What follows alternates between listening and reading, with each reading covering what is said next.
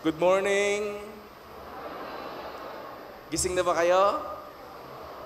Sabi ko nga kanina, matanda lang ang inaantok. So, si Jesus ay merong tito. Meron siyang tita.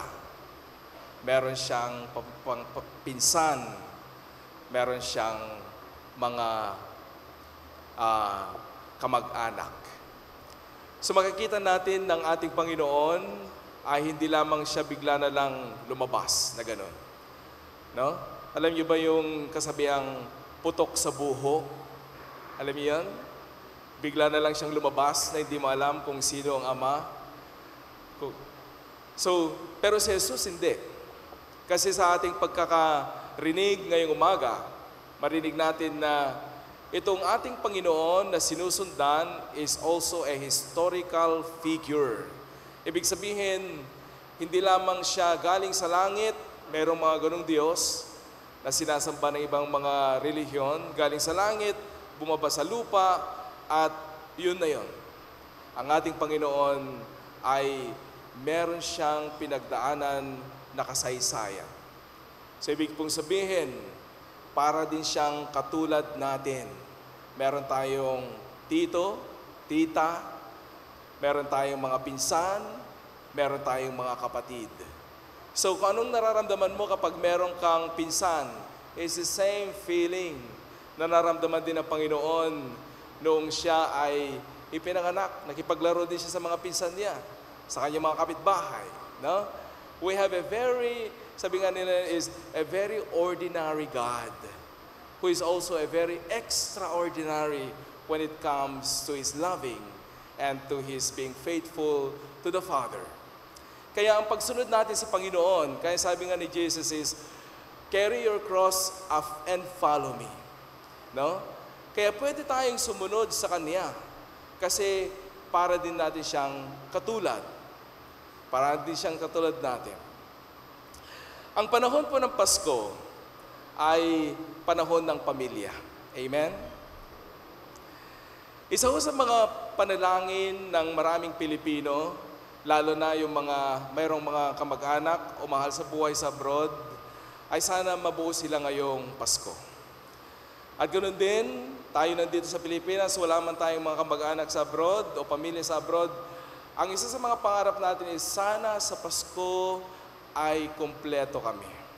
Napakahalaga sa Pilipino yung tinatawag na Noche Buena. No? Kayo ba yung nagno-Noche Buena pa? Ha? Sino dito ang nagno-Noche Buena pa? Pakitaas ang kamay. Yung sabay-sabay kumakain pagdating ng alas 12. Ayan, marami. Dahil ito ay tradisyon ng isang Pilipinong pamilya. Na pagdating ng alas 12 ng gabi, ay si nanay inakahanda na yung mga pagkain sa lamesa at tatawagin na niya lahat ng kanyang mga anak at ang kanyang asawa at sabihin niya, Noche Buena na, tayo na'y kumain. No? At nandun yung handa, iba-ibang klaseng handa kapag marami kang pambili. Kapag hindi ka naman masyadong maraming pambili, pwede na yung Coke at saka yung tasty bread. No? O kaya pwede na yung pansit at saka yung mabili mong mga kakanin. O kaya may kape. Okay na yon. Basta ang pinakamalaga sa atin, kumpleto ang pamilya sa araw ng Pasko. Kaya itong celebration ng Christmas is really about the celebration of the family. No? Celebration of the family. But my brothers and sisters, life is not always bed of roses. No? Life is not always bed of roses. Kasi maraming pamilya ang kahit anong pangarap nila, sila'y buo, hindi nabubuo. Meron po akong mga nakausap na mga kakilala this week lang.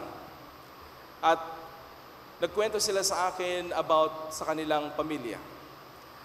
At ang isa sa mga pangarap nila is sana ay makapagpatawad sila. makapagpatawad sa kanilang miyembro ng pamilya na matagal na nilang hindi gustong kausapin. Pero deep inside, sa kanilang puso, that is the greatest wish. Na sana ay mapatawad ko na siya, Father. Sana ay patanggap ko na siya. Sana ay lumambot yung puso ko para sa Kanya. Pero ang hirap kasi ang lalim nung sugat na Kanyang iniwan sa akin.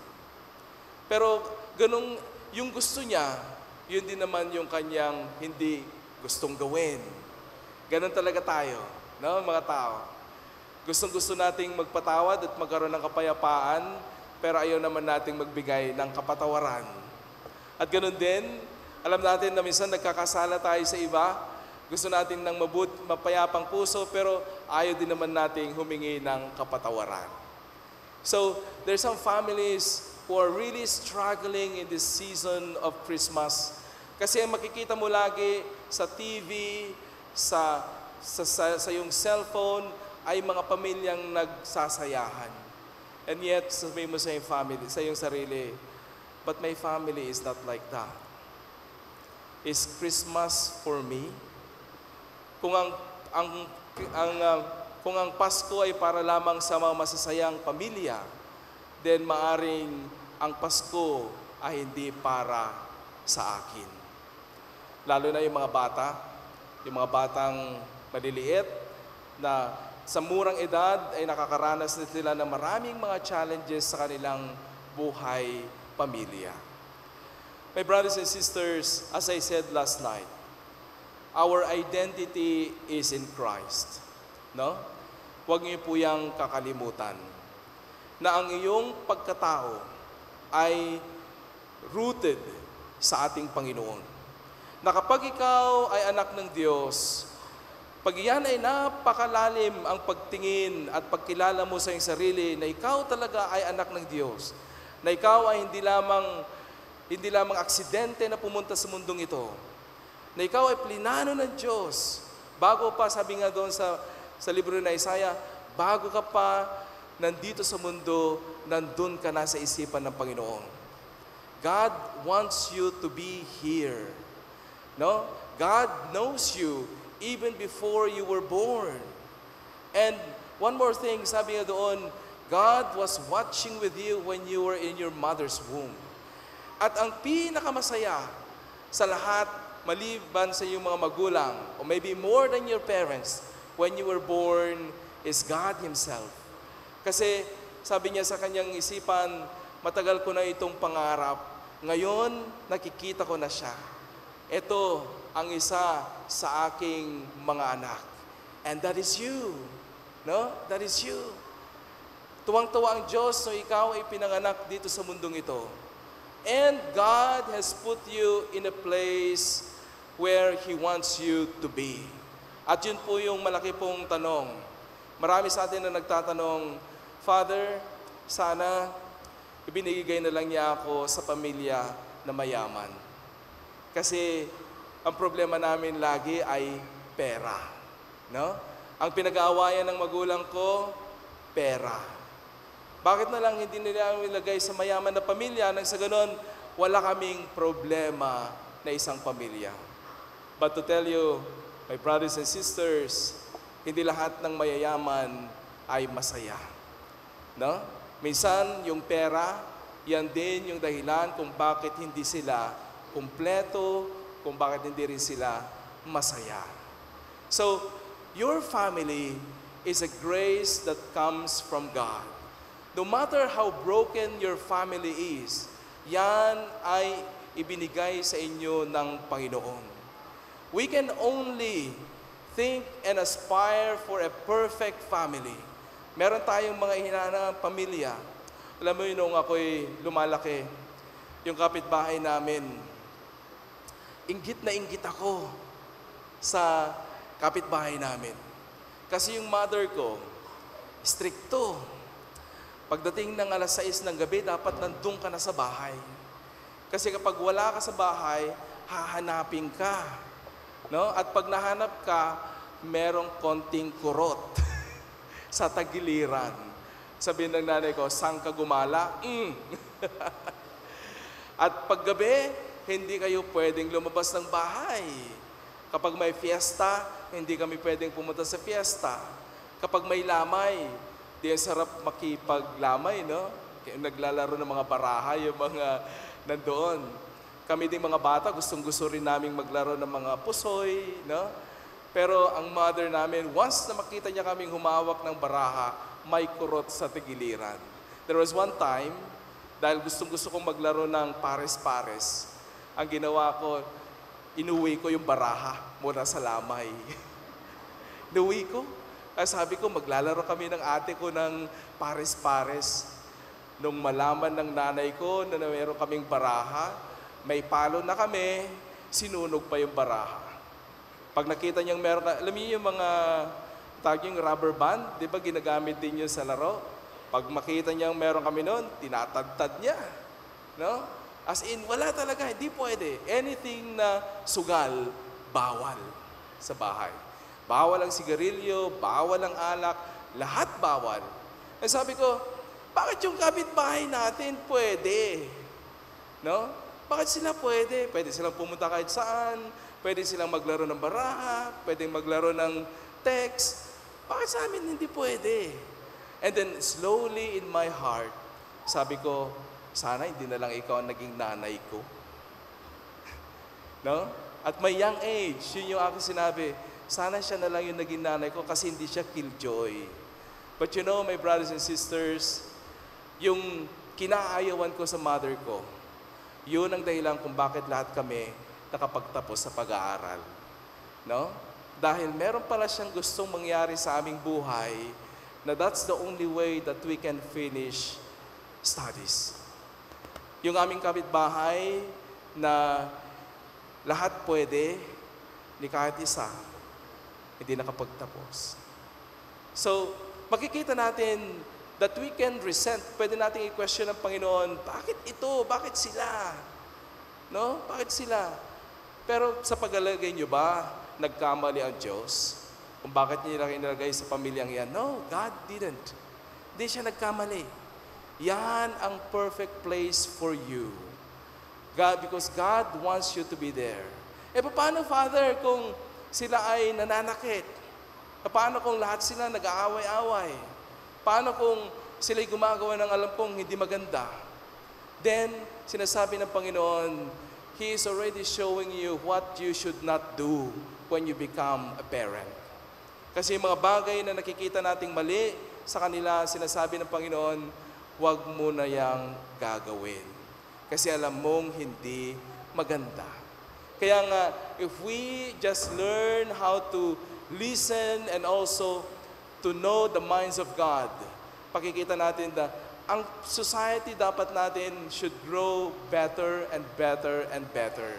Kasi bakit natin ayaw yung mga bagay na hindi tama nung tayo lumalaki? Kasi sinasabi ng Panginoon, hindi ito yung dapat mong gawin. Nabasa ko po kanina, bago mag-umpisa yung misa, si Mary Jane Veloso, tama ba? Na galing Indonesia. For how many years? More than 10 years yata. 10 years na siya'y nakulong doon. Hindi ko ma-imagine yung tuwa ng kanyang magulang. Na yung impossible, it's impossible, ay naging posible dahil sa kanilang panalangin. Siya ay nakulong doon dahil sa drugs. Pero ngayon, nakauwi na siya sa Pilipinas. And for that will be the greatest and the most joyful celebration of Christmas for her family. And yan po yung prayer po natin sa ating lahat, my brothers and sisters, that katulad nung narinig natin sa gospel ngayon, sabi doon, in the genealogy of Jesus, mayroong mga pangalan doon na ang babait. Mayroong mga pangalan doon na makadiyos. Pero meron ding mga pangalan doon na mga salbahe. Pero ang nakakatuwa is, God in His goodness, He embraced both the good and the bad. No? Yun po yung kagandahan ng ating Panginoon. Hindi lamang niya pinipili yung maganda, kundi even the not so good can be in the heart of God. Kaya nga tayo, kayo mga magulang na hindi perpekto, no? I know, wala naman perpektong magulang. Don't worry, no? Don't worry. Through God's grace, itong inyong mga anak, magiging okay din. No? Because alam ko naman na wala kayong pinangarap kundi ang kanilang kabutihan. Wala kayong pinangarap kundi ang maging mabuti ang kanilang buhay. Ito lang naman ang pangarap ng isang magulang.